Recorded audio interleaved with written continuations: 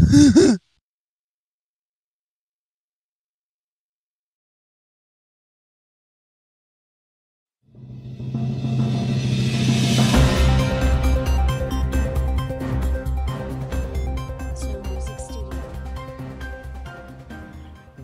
morning, Wakaliwood. Today I am here with Jim to work towards answering more questions about the coronavirus, or what is more recently titled COVID-19. So, Jim, since I covered our last coronavirus topic, how about you tell us what we will do this time? Of course. Following our promise from our last episode, we will be going into detail about how COVID-19 has been affecting our lives, with this episode focusing on daily life. We will host interviews with some regular class citizens of Wakaliwood and much more, all for the goal of answering our biggest question for today. How has daily life changed as a result of this outbreak? Indeed. We will also be taking a look at some statistics, such as the status of the economy during this outbreak. We'll be beginning our journey with some interviews to get some insight on what life is currently like around here. So, let us start with a look into the public to some live interviews. I'll let you take the wheel from here with our first live interview. Thank you, Fulabi. Here in Wakaliwood City, as you can see, it is very empty and very silent. In fact, so silent that the frequent traffic-induced car horn noises are now rarely heard, even in the downtown square. Here with me today is Rick Sanchez, a typical resident of Wakaliwood City. So Rick, let's begin with our first question.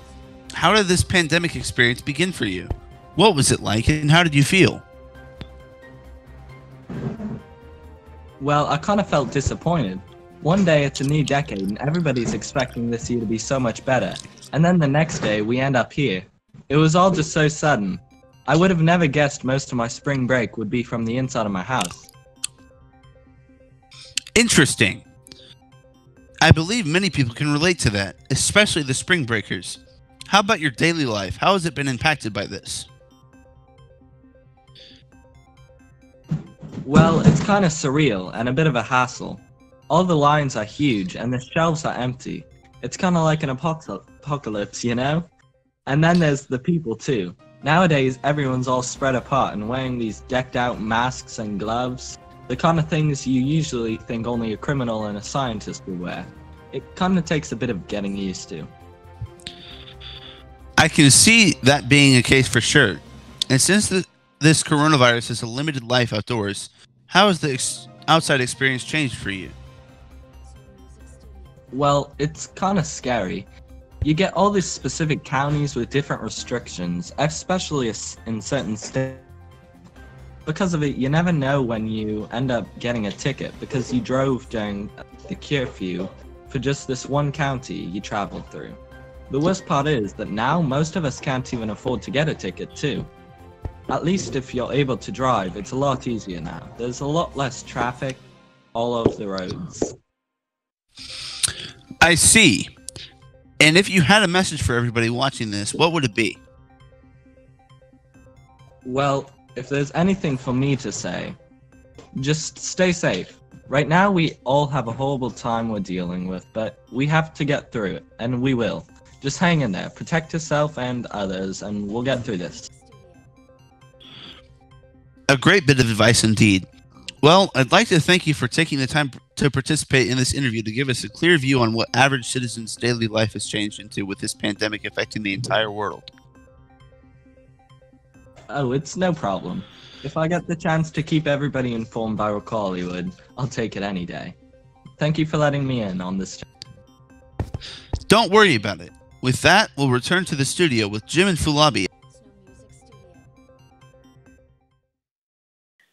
Thank you, An, for this great interview. Now, this virus is a very big deal, and of course, we want to show how it has changed all corners of the world, even our studio. Indeed. With that, we'll interview Remy Skitchen, a reporter working for our studio who is currently quarantining after this short message, so be sure to stick around.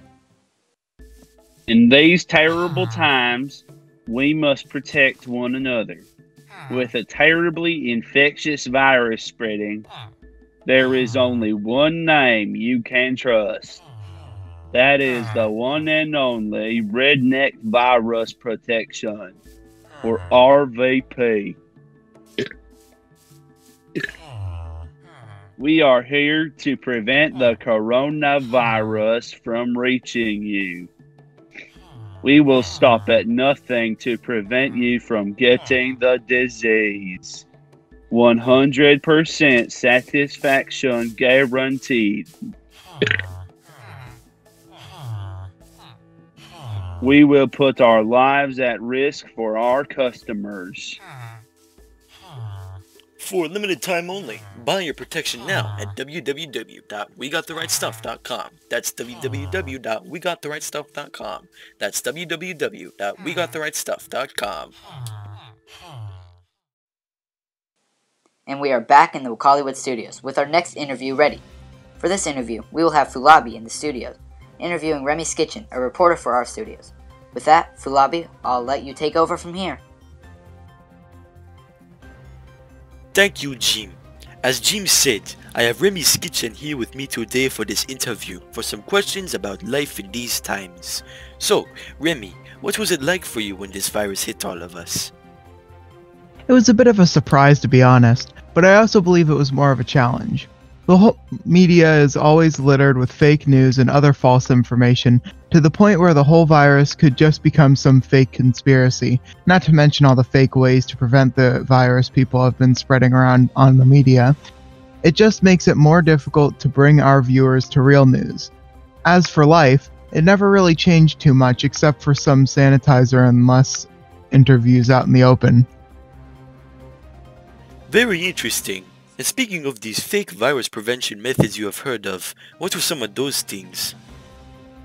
They really were all over the place, ranging from drinking warm water or using hair dryers to kill the virus with temperature, all the way to use of radiation to kill off the virus. Radiation? These Karens are starting to get good at media nonsense. And how about your outdoors experience for when you do go outdoors? What is it like nowadays? Well, when I do grocery runs or head out to do a live interview, there's a lot less people in general.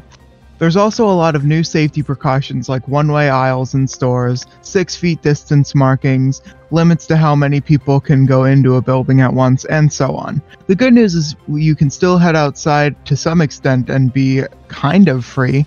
Sure beats the situation in China. Interesting. And what is different here than in China? Over in China, people are brutally forced to stay locked in their homes without any other choice. I mean, imagine how many people would be driven mad from that, you know? I'm just glad it isn't the same way here. I'll give them one thing though, they are seeming to recover pretty well from these methods. Well, it's better than them being sick after going through that lockdown. Well, if you had something to say to help us all out, what would it be? Just listen to the right people is all. Don't be one of those idiots that believes whatever people say.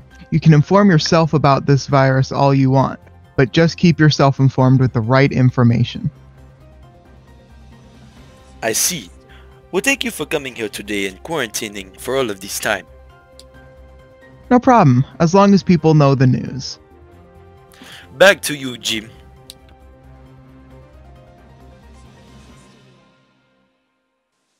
Thank you, Fulabi. As you can see, this quarantine has affected everybody, regardless of the area, though in different ways. Now, of course, there are still more people we are yet to look into. Such people include the people who are running the world today. After all, somebody has to make sure the shelves of the supermarket are still stocked. Those people are currently considered essential workers, and are still doing their jobs, respectively, even during this outbreak. For this interview, we now have Anja on the scene, who will be interviewing one of these essential workers, so we can view how life is like for them during this outbreak. With that, you may begin now. Thank you, Jim. Right now I'm here with Ryan Brook, one of the essential workers of Wakaliwood City. So Ryan, tell us what makes you an essential worker. Well, somebody's got to keep people fed, so we're still open. Of course, all the other fast food places are open pretty much. There are a few exceptions, but not many at all. Probably the only real difference is just our opening times, since everybody is open a lot less at night. But yeah, the food's the essential part. I see. And speaking of food branches, how has the dining experience changed? Well, it's mostly the same, just that people don't dine in anymore. Even the biggest dining restaurants are still open, but now they're only open for curbside pickup, or delivery for the most part. Ah, I see. I suppose it's better than shutting down in their case, as it would be a loss of lost potential profit. Yeah, that's really why most companies like this stay open, but at least it's for something called essential.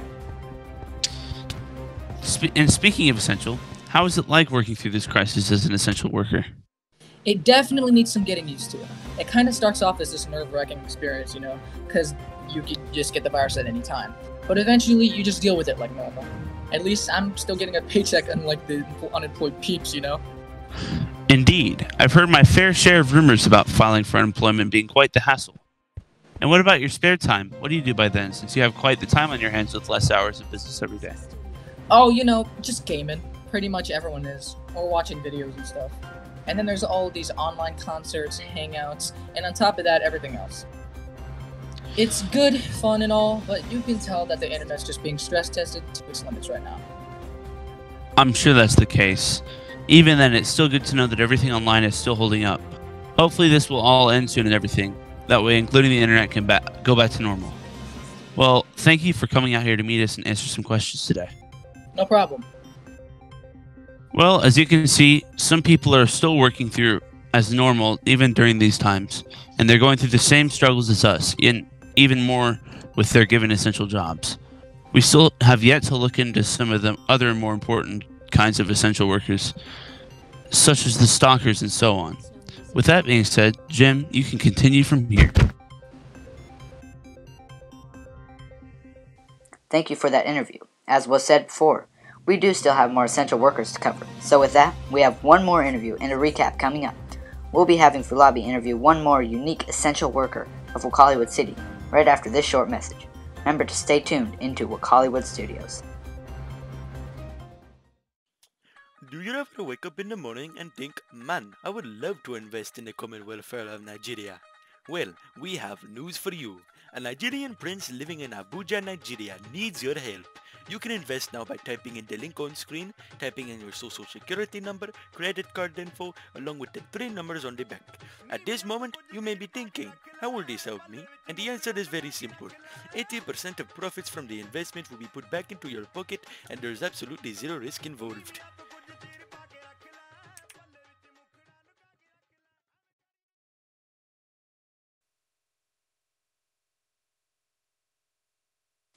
And we are back in the studio with Fulabi, ready for our final interview before the recap. Right now, we have Fulabi on the scene interviewing Mac O'Roney, one of the more unique essential workers in Wakaliwood City. With that, let us begin the final interview. Go on ahead, Fulabi. Thank you, Jim. As you stated, I am now here with Mac O'Roney for our final interview. So, Mac, what makes you one of the essential workers of Wakaliwood? Well, a few things. I've been trying to keep me and my family above the water, so I work at both a 7-Eleven store and a Wakaliwood, both of which are essential. Ah, interesting. So, you work 2 different jobs. Right. Both of them are part-time though. And what makes each of these jobs essential? Well, you still need gas from places like 7-Eleven, and you still need some grosh to sling from Wakaliwood, so both of them are essential. I see. What is it like working 2 of these essential jobs?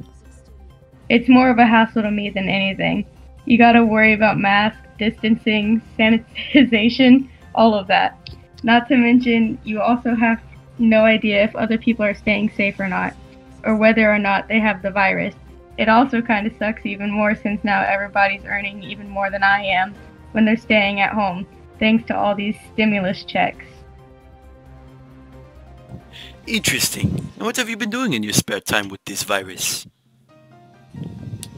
Well, not much since I don't even have much spare time considering having 2 jobs and all, but mostly I've just been chilling out watching TV and all. I see. Well, as you can tell, even with this virus, some people are still working hard for what now is less. While some of us are working hard during these troublesome times, some of us are staying home and are being paid more thanks to these stimulus checks. Regardless of this, essential workers like Macaroni here are still pressing on and continuing with their jobs.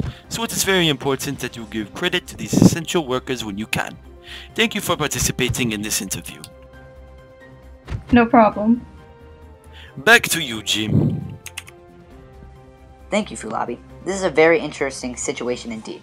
Some people are here working 2 jobs, while others are unemployed. The diversity is truly fascinating with how people's lives have changed nowadays. I'm pretty surprised everyone is even remaining sane at this time. This virus has been taking over the world ever since late December of last year. We've been going through this for multiple months now. It is truly incredible to believe how much of a large scale this virus has come to across the globe. Let alone all because of a disease somehow transmitted from a bat. Nowadays, there are around 2.5 million people diagnosed with the virus, and likely many more, and nearly 200,000 have died. The good news, though, is that over 700,000 people have recovered from this virus. As the virus continues, people change their routines and lives accordingly and are now waiting out this global disaster. Although there are some major changes, such as economy issues, pricing issues, and general money-based problems, people have adjusted, and so have we. It may be a tough time right now, but we will get through this, regardless of the virus being deadly or not. We'd like to wish all you viewers the best of luck with quarantine and making it through this outbreak for once and for all. By now, I would say that I would see all you next time on Wakaliwood, but I'd like to request everyone stay tuned. We have an important message regarding the future of Wakaliwood, and the cast credits all coming up right after this shortcut. With that being said, we will see you in a moment.